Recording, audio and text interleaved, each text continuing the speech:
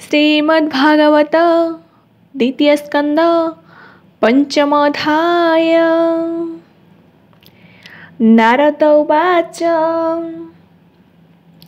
आनंदे चिते से नारदे पूछन्ति ब्रह्मांकर पादे हे देव देव नमस्तुते भूत भावनाए जगते सृष्टिरर्गे तोर देहि तो भाव न जानन्ति केहि आत्मार तत्व तुम्भे जान जे वेद पुराणे प्रमाण जे रूपे जहि तोर वास जहुए जगत प्रकाश जाहार आश्रय वर्तई प्रकाशी जहि लीन होई भूत भविष्य वर्तमान तुम्भ गोचरे दिव्य ज्ञान हस्तले फल प्राये तुम्भ गोचरे ज्ञान रहे जेणु तुम्भको ज्ञान स्फुरे जेबा तुम्भको हृद धरे ताहार बसे कार्य कर स्वरूप किस बा तुम्भर वृत्ते संचरी भूत करु जाहार माया रे विहरू ए भूत गण को जे पाले अपरारवि आत्मतुले आपणे शक्ति बले भावी आश्रमे जिन्हे उन्ननाभि ए सृष्टि कर्म गोचर जे रूप नाम गुणतार जाने मु नाही तो बाहारे अन्य बाके अछि व्यवहारे तुम्भे जे घोर तप करी आत्म समाधि अनुसारी ए माया सृजी लके मन्ते एणु संशय मोर चिते तुम्भे सर्वज्ञ सर्वेश्वर मोर संशय दूर कर भक्ति भाव रे पचारई स्वभावी पुत्र मुअटई जे मन्ते मोर चित्ते स्मरी ए विश्व समाधि गोचरे एणे नारद वाक्य घिनी हरषे कहे पद्मजोनि ब्रह्मवाच धन्य नारद मुनिवर सुसाधु प्रस्ताव तोहर तुम्भे पचार जनहिते ए ब्रह्म भागवत ग्रन्थे विष्णु महिमा दर्शने पुछिल विनय वचने तुम्भे जे पचारिल मोते ए मिथ्या नुहई उचिते तेणु ईश्वर प्राय होई ए सृष्टि मोहर अटई परमेश्वर ज्ञान जेणु नाही तोहर भ्रांति तेणु ए आदि मध्य अंतर्गते शुण कहिबा ताहा तोते विष्णुर आज्ञा घेनि चिते ब्रह्मांड सजिली जे मन्ते अग्नि शशि ग्रह नक्षत्र तार राशि जहा कहिबा तो समीपे विष्णुर आज्ञा बल दर्पे जे हरि जगत ईश्वर ताहांकु मोर नमस्कार। जार महिमा महामेरु मुझे बोलाई शिष्य गुरु। जहार इच्छा मार्गे स्थिति लाजे संकित भगवती। से माया बळे जगत अज्ञान मदे विमोहित। मोहि मोहर ए शरीर दारा संपद बंधु मोर। अज्ञान जनक ए भाव सर्वसंपद पद्मनाभ। ए द्रव्य काल कर्म जीव जीवर जेय वा स्वभाव। जेते देखई भिन्न भिन्न एकथात्मा सर्वजन। कार्य कारण कर्ता थे द्रव्य ज्ञान क्रिया समेते। गुणे रहन्ति आश्रय करी निर्गुण पुरुष आवरी। ए तिनी गुणे लिंग जेते मर्त्य वर्तई अलखिते। माया ईश्वर माया बळे स्वर्जे स्वभावे कर्म काले।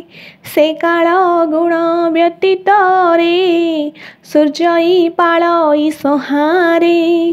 तार स्वभाव कर्म जोग महत उपजिला वेग। महत विकारु तक्षणे निर्गुण लिंग आभरणे। तम प्रधान तिरेक जे द्रव्य ज्ञानी क्रियात्मके।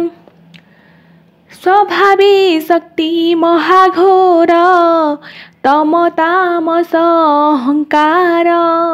गुण प्रकाश तिनी तिनी विकार तम तेज घेनी। जे शक्ति द्रव्य क्रिया ज्ञान ए भावी देह भिन्न भिन्न। से अहंकार भूत आदि तामस शक्ति जहि भेदी। शब्द पुणी मात्रे संचे नभ प्रकाशे अंतरिखे। शब्द गुणे से प्रध्यान दृश्य कभिदस्तान। शब्द गुण न भूई चतुर मात्रा संगे लई।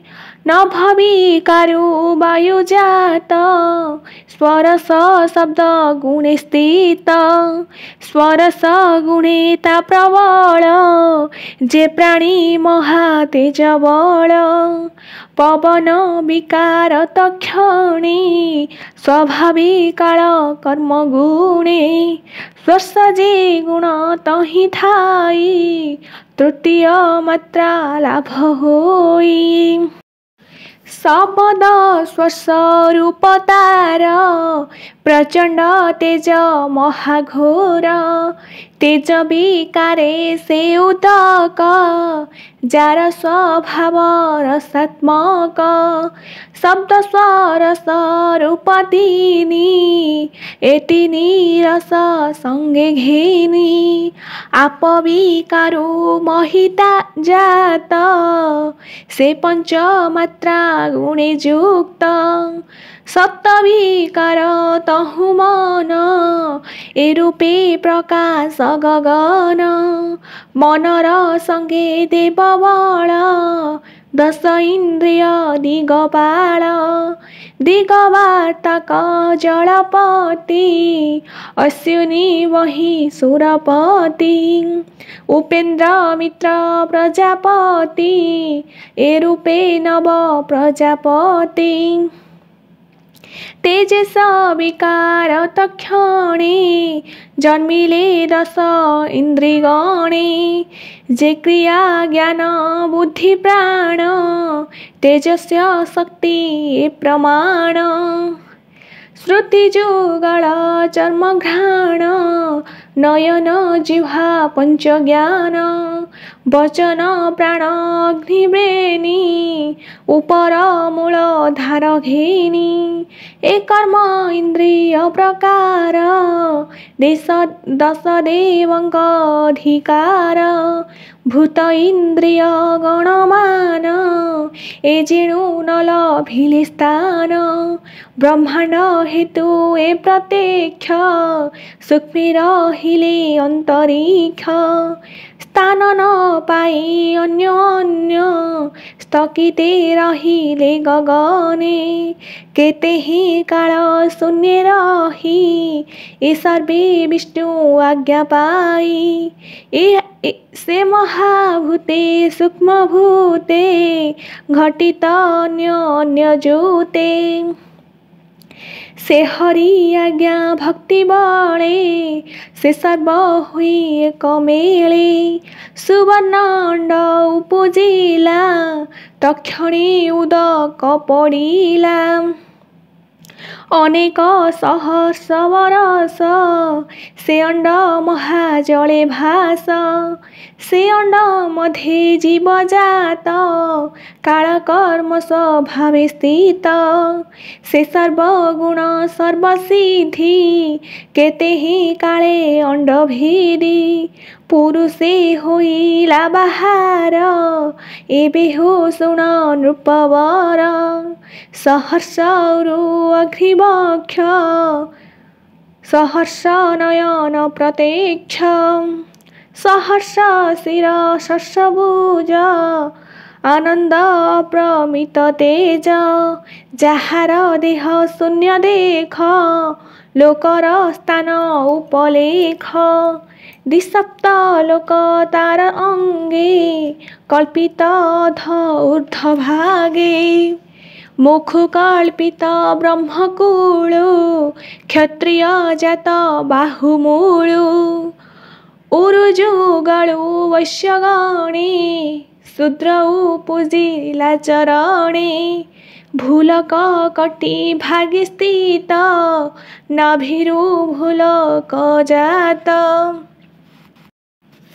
हृदरे स्वर्लोक निश्चले महालोक जे उरस्थले ए जनलोक ग्रीवातटे तपवसई विनियोष्टे मूर्धनि मध्ये ब्रह्मलोक जे सनातन सत्यलोक सप्तपाताल अधोभागे शुण कहिबा अनुरागे अतल वसे जंघदेशे उरुरूपी वितल प्रकाशे सुतल वसे जानुमूल जंघर मूले तलातल जे महातल गुणपदेश पदार्थे रसा तल बसे पाताल पाद तले रहे एणु भुवन विश्वदेहे स्वलक कल्पित मूर्धनि विश्व शरीरे विश्वमानी नारद आगे वेदवर जहा कहिले वेदसार सुजन जनक श्रवणे ब्राह्मण जगन्नाथ भणे इति श्रीमद्भागवते महापुराणे परमहंस्या संहिताया 82 द्वितीयस्कन्धे शुकपरीक्षित संवादे सृष्टिविभूतिवर्णने नाम पंचमोऽध्याय सम्पूर्णम्।